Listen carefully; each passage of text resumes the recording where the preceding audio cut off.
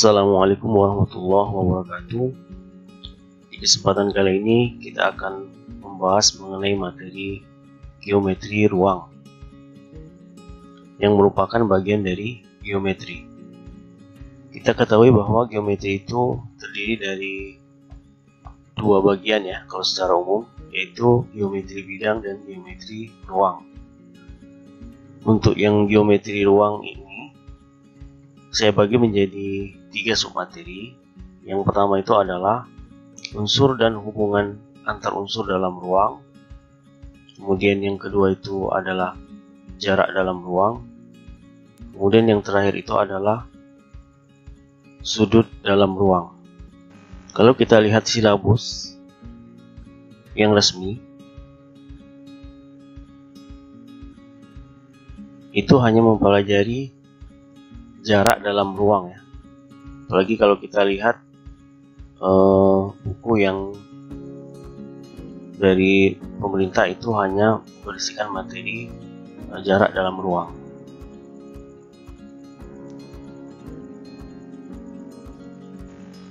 Tapi kali ini kita akan membahas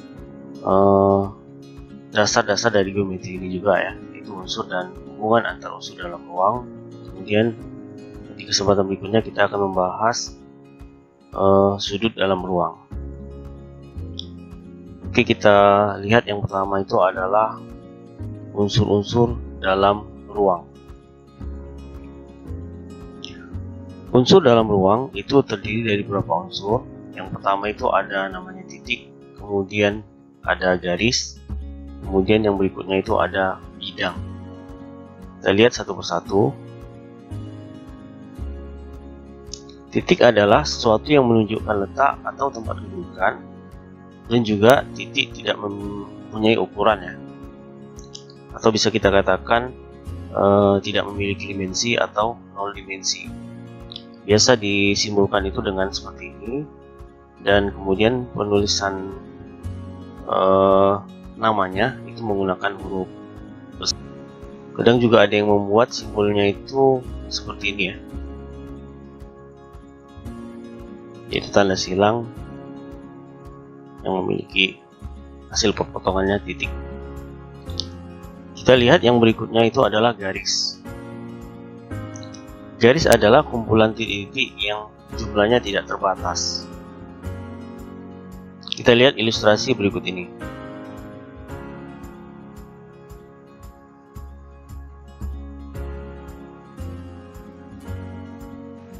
Oke, dari ilustrasi tersebut dapat kita lihat bahwa titik-titik yang semakin banyak jumlahnya itu akan lama-kelamaan membentuk sebuah garis. Kita sempurnakan bentuk garisnya. Oke, kita lihat dari gambar ini terlihat bahwa garis ini hanya memiliki panjang tapi tidak memiliki lebar, sehingga bisa kita katakan garis ini hanya memiliki satu dimensi.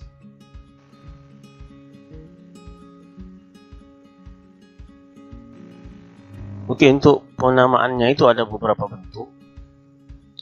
Bentuk yang pertama, kita lihat garis ini memiliki panjang, memiliki panah ke kanan yang tak terbatas, begitu juga ke kiri ya.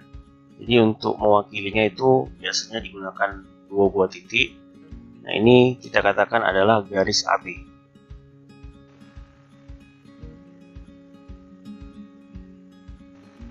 Biasa dia disimbolkan dengan seperti ini ya. Jadi AB, kemudian ada tanda panah ya. Ini untuk membacanya juga garis AB. Kemudian kalau kita mau menggunakan huruf satu huruf, biasa digunakan adalah huruf kecil. Kita katakan misalnya ini adalah garis L. Bentuk yang berikutnya adalah, misalkan saja ada dua buah titik, kita tarik garis. Nah, ini ada namanya adalah ruas garis AB ya.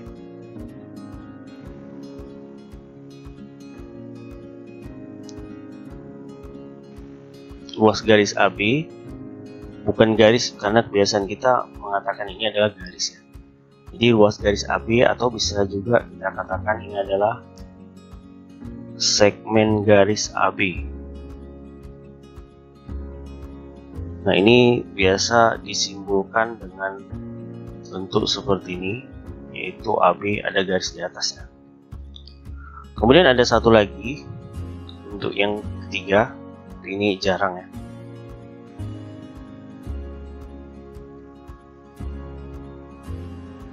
Yaitu namanya adalah sinar garis. Sinar garis AB biasa disimbolkan itu dengan seperti ini ya, tanda panah AB. Nah, kalau tanda panahnya itu ke kiri, nanti namanya itu adalah sinar garis BA. Kemudian yang berikutnya yaitu adalah bidang. Bidang adalah kumpulan garis yang tidak terbatas jumlahnya.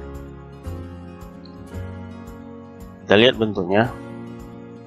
Nah, dari sini kita lihat bahwa garis bidang ini sudah memiliki panjang dan sudah memiliki lebar, sehingga bisa kita katakan bahwa bidang ini berbentuk dua dimensi.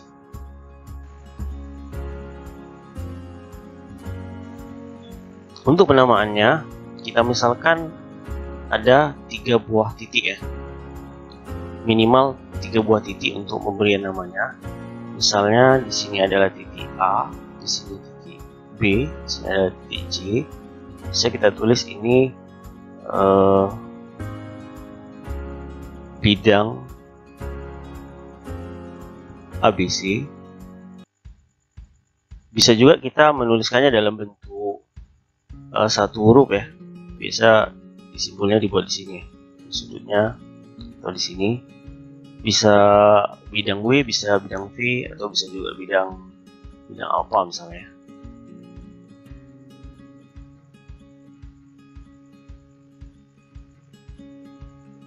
Ini mengenai bidang. Sekarang kalau kita lihat di sini, ini adalah 0 dimensi, 1 dimensi, kemudian 2 dimensi. Sedangkan materi kita itu adalah 3 dimensi ya. Kira-kira 3 dimensinya itu di mananya? Nah, 3 dimensinya itu adalah di ruangnya itu sendiri. Jadi ada unsur satu lagi yang bisa kita tambahkan, yaitu adalah unsur ruang.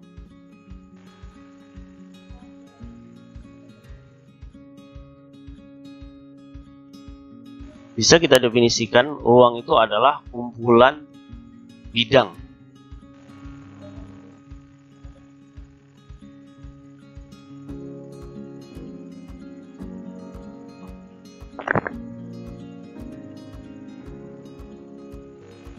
Kumpulan bidang yang tidak terbatas jumlahnya.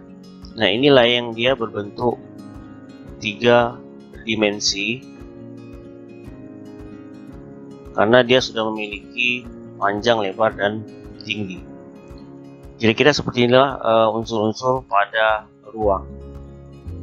Oke, kita lihat materi kita yang berikutnya, yaitu hubungan atau tempat kedudukan unsur-unsur dalam ruang.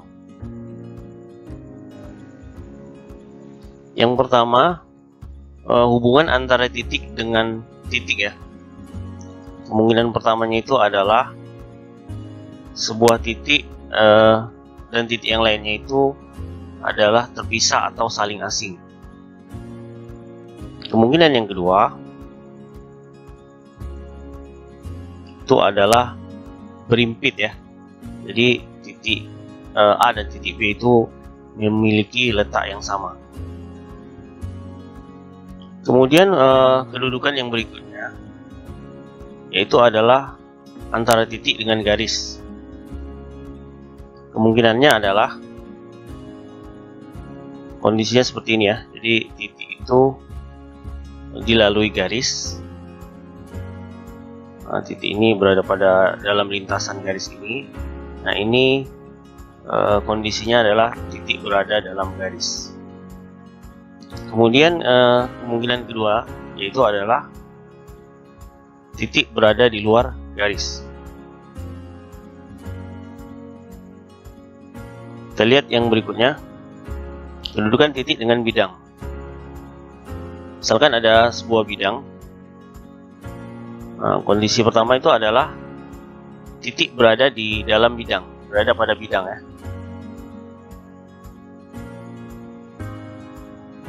Kondisi kedua adalah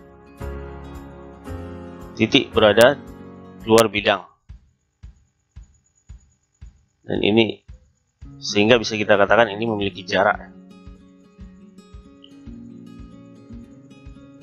Oke, kemudian kedudukan berikutnya yaitu adalah garis dengan garis.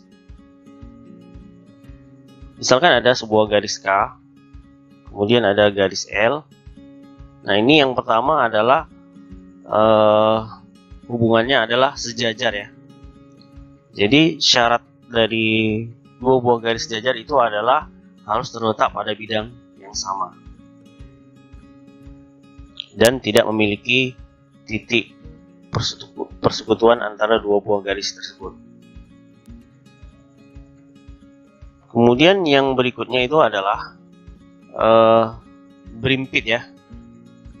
Nah, kalau berimpit ini sudah pasti letak setiap titiknya pada dua buah garis itu sama. Kemudian yang berikutnya itu adalah berpotongan. Dua buah garis dikatakan berpotongan jika memiliki titik persekutuan yang sama. Nah, ini nanti bisa saja juga berpotongan tegak lurus dan lainnya ya. Kemudian hubungan garis dengan garis berikutnya itu adalah kita lihat ini sebuah bidang yang memiliki garis ya, garis yang terletak pada sebuah bidang. Kemudian ada bidang lain yang juga terdapat garis juga di sini.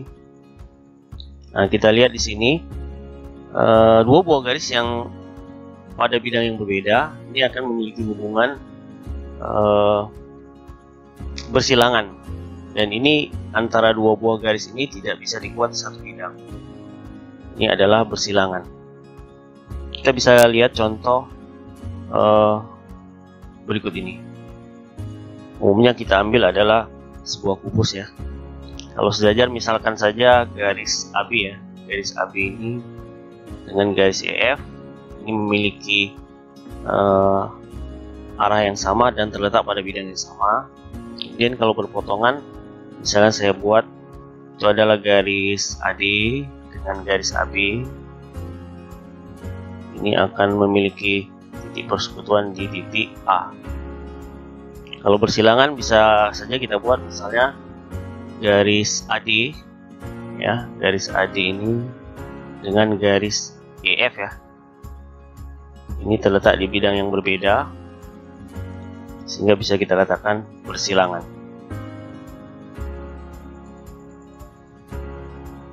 Oke, kita lihat kedudukan yang berikutnya yaitu antara bidang dengan garis. Oke, misalkan ada sebuah bidang, kemudian ada garis yang terletak pada bidang. Suatu garis terletak pada bidang jika setiap titik pada garis ini juga terletak pada bidang tersebut ya. Kemudian yang berikutnya adalah garis di luar bidang. Garis di luar bidang itu jika tidak ada titik persekutuan antara garis dan bidang tersebut. Kemudian yang berikutnya adalah garis menembus bidang. Nah, kalau garis menembus bidang ini ada titik persekutuan antara garis dan bidang tersebut. Nanti ada kemungkinan lainnya itu adalah garis menembus bidang tapi tegak lurus ya. Nah, kalau ini berarti garis ini tegak lurus dengan garis yang ada pada bidang ini. Misalnya kita buat seperti ini, atau bisa kita buat seperti ini. Oke, kemudian kedudukan atau hubungan unsur yang terakhir adalah antara bidang dengan bidang. Misalkan ada sebuah bidang dan bidang yang lain. Hubungan yang pertama itu adalah sejajar ya. Bidang sejajar bidang atau dua buah bidang yang sejajar. Kalau dia sejajar itu tidak memiliki persekutuan. Jadi kalau misalnya saya buat kira-kira seperti ini ya.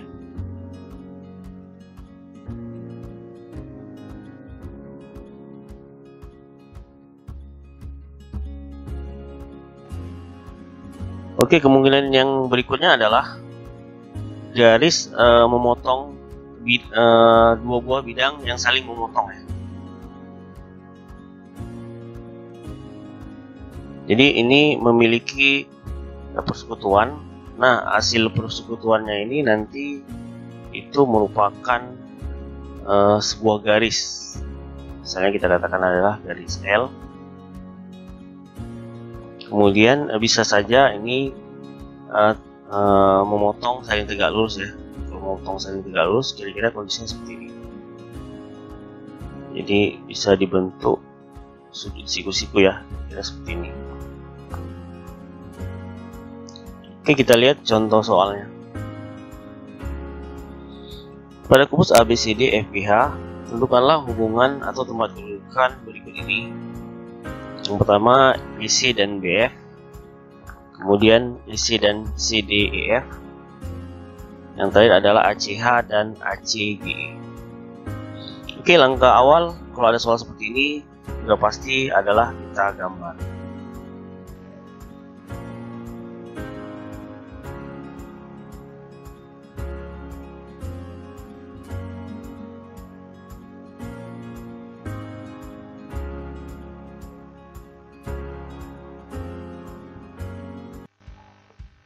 Oke, untuk pemberian namanya kita buat aturannya itu kesepakatannya adalah melingkar ya. Jadi ABCD tidak boleh zigzag ya. Melingkarnya boleh berlawanan arah jam atau searah, nggak masalah. Dan tidak mesti dia dari bawah atau dari atas, bisa juga dari samping. Cuman umumnya kebiasaan itu kita gunakan dari bawah ya kalau kita lihat soal-soal yang resmi. Jadi kalau udah ABCD, kita lanjutkan di sini E-nya ya, tepat di atas A, E, F, G, H. EC, kita lihat gambar EC.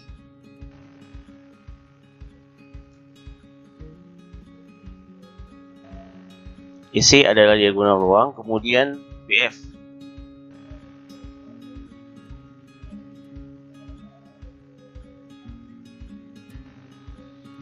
Oke, kita lihat EC dan BF ini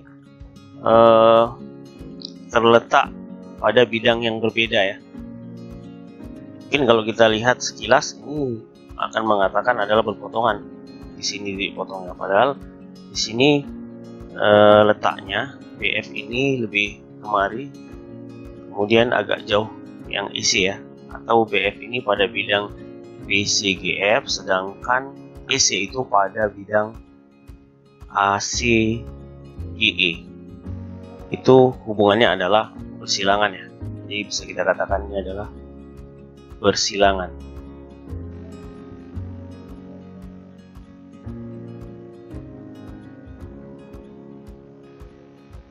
Kemudian yang berikutnya itu adalah EC dan CDEF. EC, CD, EF antara garis dan bidang.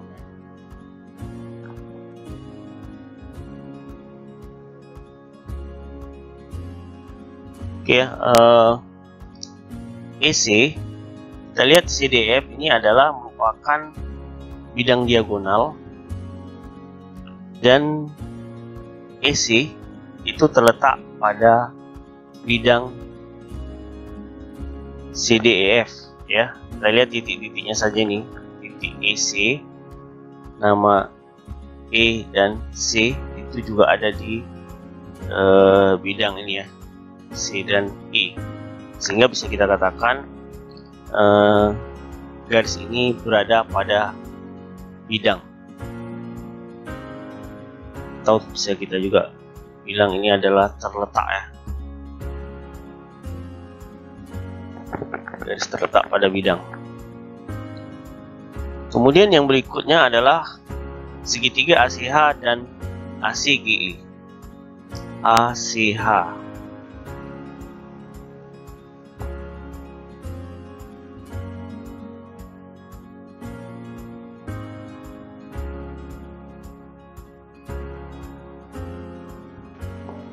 Oke, ACH itu merupakan segitiga.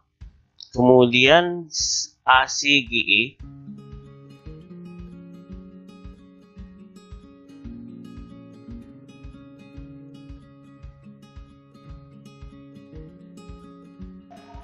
kita lihat ACH dan ACGE itu memiliki garis persekutuan ya. Terlihat di sini kan antara A dan C itu dua warna di sini ya. Sehingga kalau dia memiliki persekutuan antara dua buah bidang, itu adalah saling memotong.